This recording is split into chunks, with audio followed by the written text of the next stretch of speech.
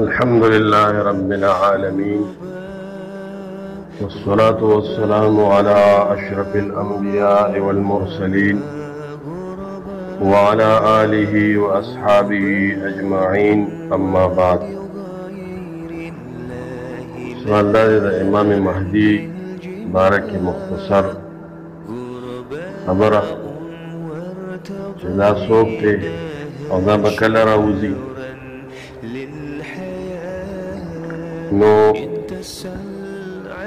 ظهور د مهدی د امام مهدی چې دا د قیامت د نخونه یو نخه ده او دا به آخر د زمان کې راځي، آخري زمانه کې کم وخت کې د ظهور بکیږي چې کله ځمکه د ظلم او د جور نه ډکه شي، ظلمونه ډیر شي، یهود او کفار تسلط په دنیا باندې راشي، دغه وخت کې به د ظهور کیږي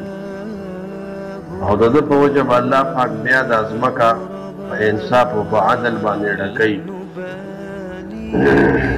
مهدي باره کې راځي چې دی به 2 کاله حکومت کوي او نظام اسلامي به نافذ کوي او د په وجه باندې مالونه د دنیا چې دا به ډېر زیات شي، برکات په ډېر نازل شي، بارانونه به کېږي او ځمکې به نباتات او زرغونې راټوکوي. لکه حدیث کې راځي، مستدرک د حاکم دا حدیث راوړی دی، دې ته صحیح ویلی دی او امام ذهبي ورسره په دې کې موافقت کړی دی لاندې تعلیق کې، او شیخ الباني وایي چې د دې سند صحیح دی. یخرج فی آخر امتی المهدی، نبی صلی اللہ علیہ وسلم فرمائل چې راوزی با په آخر د امت زما کې مهدی، یسقیه الله الغیث وتخرج الارض نباتها یعیش 7 او 8، الله به بارانونه کوي ډیر زیات، ځمکه به د په وخت کې زرغونې ډیر راټوکوي او دارنګې اشیاء به ډیر شي، مواشي هر څه مالونه به ډیر شي، برکات به ډیر شي.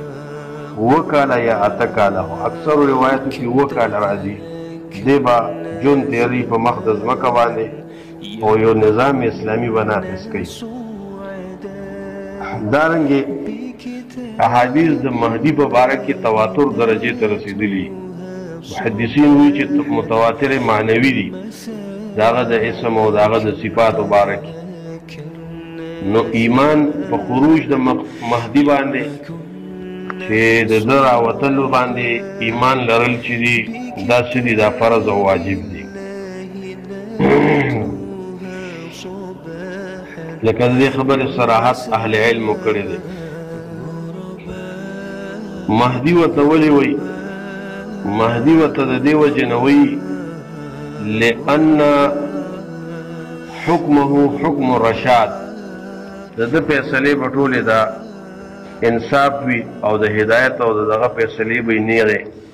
د حق موافق وي، د قرآن او د حدیث موافق وي.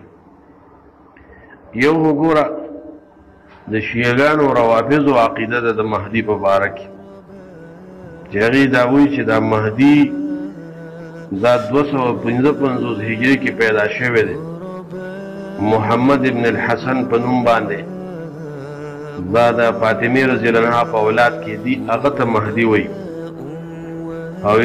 دله الله تعالی ډېر اوږد عمر ورکړی دی او دا مهدي چې دی دا ژوندی دی لیکن د نظرونو نه غایب دی او آخره زمانه کې به بیا په منظر عام په نظر باندې راښکاره کېږي. نو دا د روافضو خرافات او دروغ دي، دا خبرې نه دي ثابته، بې دلیله خبرې. مهدي باره کې چې کوم احادیثو کې راځي هغه دا وخت نه دی، هغه قرب قیامت کې به، قیامت ته نږدې آخره زمانه کې د دجال نه مخکې، د عیسی علیه السلام نه مخکې دغه وختونو کې به د مهدي ظهور کېږي. مسند احمد کې راځي او صحیح روایت دی، نبی صلی الله علیه وسلم فرمایي د عبدالله بن مسعود رضی الله عنه په روایت سره چې لا تذهب او لا تنقضي الدنيا حتى يملك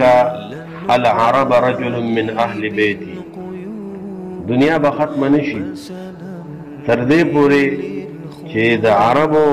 مالک یعنی بادشاہ به یو سړی وي زما د اهل بیتونه،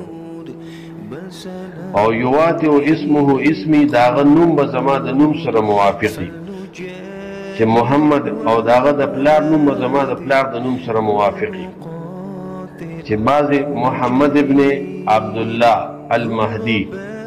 یا احمد ابن عبدالله المهدی، او دا حدیث د سند په لحاظ سره صحیح دی. دارنګې بل روایت کې راځي الجامع الصحیح کې البانی رحمه الله دا روایت کړی د ابو سعید خدری په روایت سره او سند حسن دی چې المهدی من اجل الجبهه المهدی مني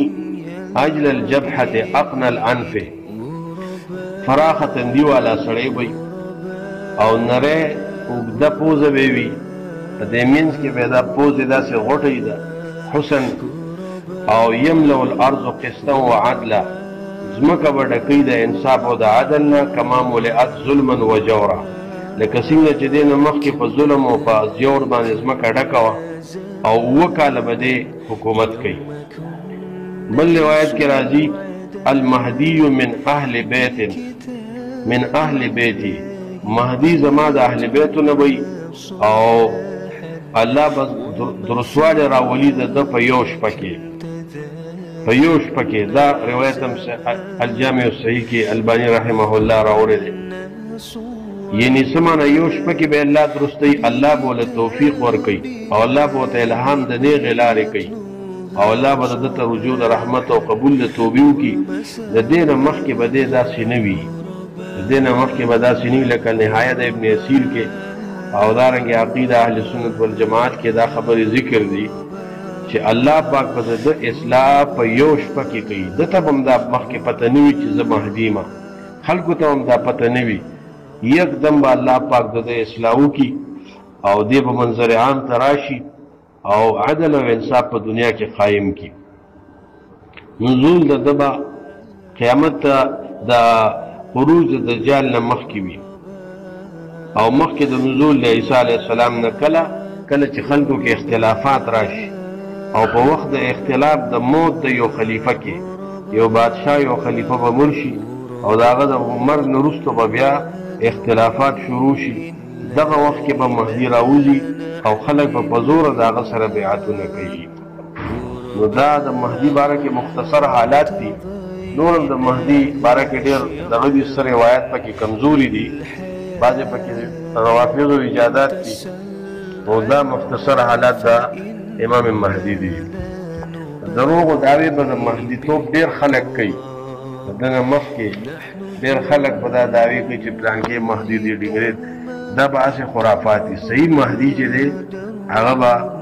اولاد د رسول الله کې راځي، د هغه نسب به فاطمې رضی الله عنها ته رسي، هغه به دغه وخت کې راځي.